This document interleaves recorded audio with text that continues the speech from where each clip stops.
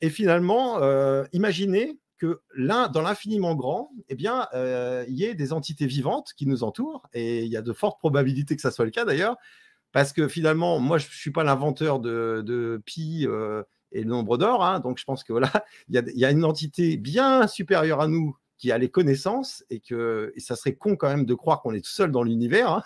On n'est pas seul, il y a les fourmis, hein, l'infiniment petit aussi, des êtres qu'on ne voit pas, comme les acariens, dont je citais tout à l'heure. Et puis après, vous avez l'infiniment grand. Donc, on s'en fout qui sont. Qui vit au bout de l'univers pour le moment, moi, je ne suis pas en capacité de le savoir, je n'en ai pas rencontré. Ceci étant, il faut comprendre un truc. Et là, tu vas me dire, Jean-Noël, si j'ai raison, c'est qu'en gros, si on n'est pas apte à vivre entre nous, d'une manière en étant humain, donc être humain, eh bien, ils ont, eux, la possibilité de nous faire Armageddon, bye bye, au revoir tout le monde.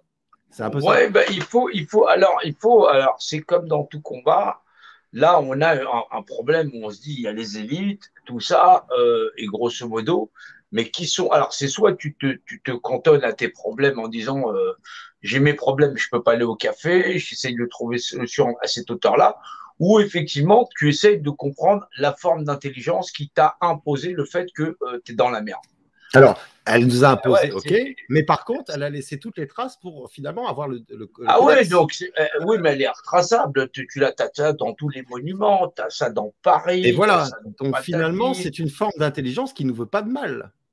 Elle sait pas qu'elle ne veut pas de mal. Le problème, c'est qu'elle est là pour nous garder de nous-mêmes. C'est-à-dire que en nous ayant donc entre la primaire, voilà, la période prima,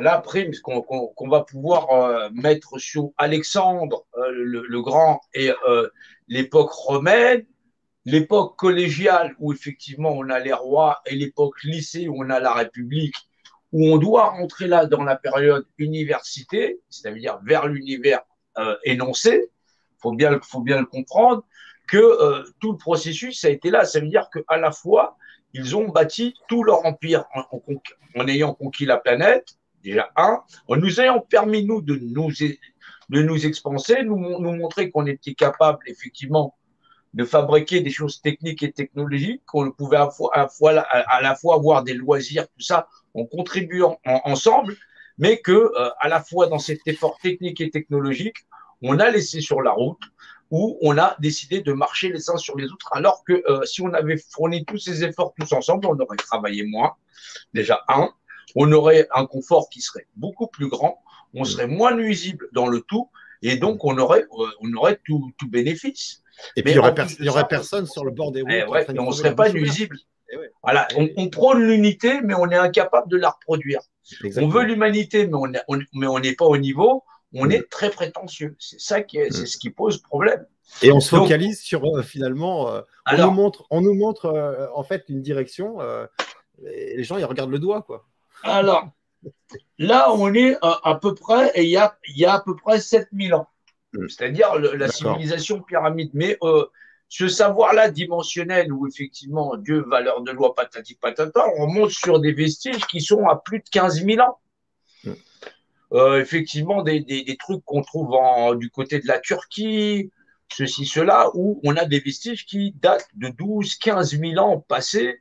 Ça veut dire, là, on n'est pas à 7000 ans, on est 5000 ans avant.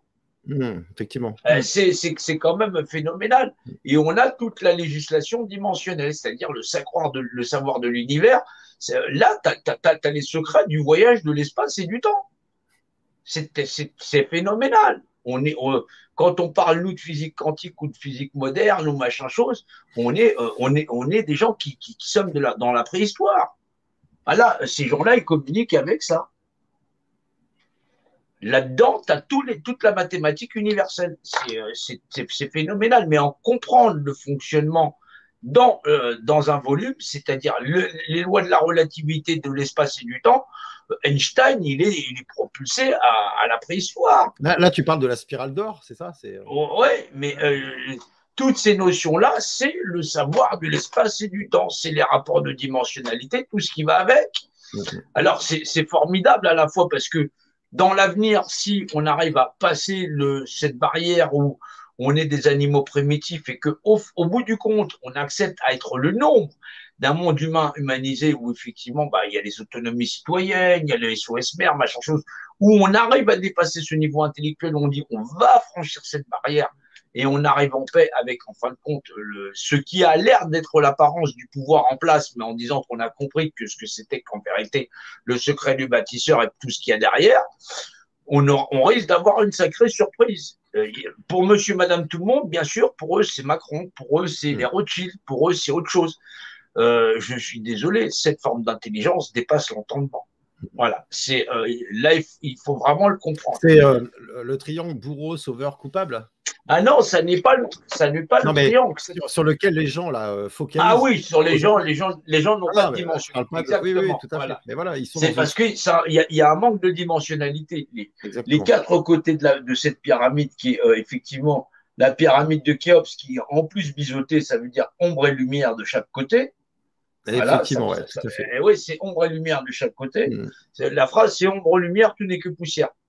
Donc, dans ce rapport-là, ces quatre côtés avec ombre et lumière où on est à la fois asymétrique dans notre propre visage, c'est des rapports de dimensionnalité de ce qu'on appelle des rapports dimensionnels que sont les notions de côté et le devant-derrière. Voilà.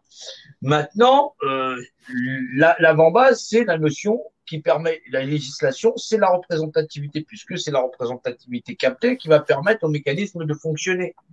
On se retrouve avec une mécanique de base, mais qui, à l'échelle de monsieur, madame, tout le monde, n'est pas perceptible parce que, grosso modo, tout le monde, il a besoin de se loger, manger, boire, dormir, et que tout le monde, il en a rien à cirer de son voisin du moment qu'il a. On dit ventre affamé n'a pas d'oreille, mais ventre rassasié n'en a pas non plus. Voilà, il n'en a pas plus. Oui. C'est triste, mais c'est ça. Et effectivement, on s'en constate régulièrement, hein, effectivement, que les gens autour de nous, depuis de nombreuses années, quel est le sens de leur vie, quoi. C'est métro, boulot, dodo, le rêve d'avoir beaucoup plus d'argent pour avoir encore plus de biens, plus de matérialité, et finalement, ils ont que faire des petits jeunes là, qui vont dans des cavernes pour essayer de trouver des minerais pour fabriquer des téléphones portables.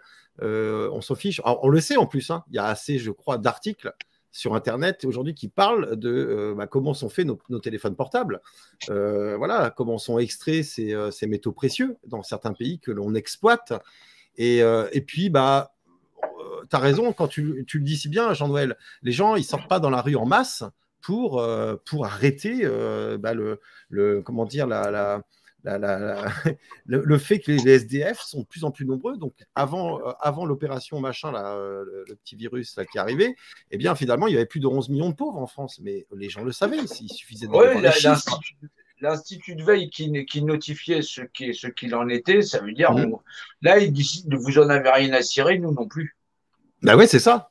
Ils ont un mode de communication qui est assez brutal. C'est brutal, effectivement. Où, grosso modo, les gens n'en avaient rien à foutre. Ça veut dire que si c'était pour leur annoncer qu'il y avait 11 millions de pauvres, qu'il y en ait un de plus ou 10 de plus, qu'est-ce que ça peut foutre puisque les gens n'en ont rien à foutre.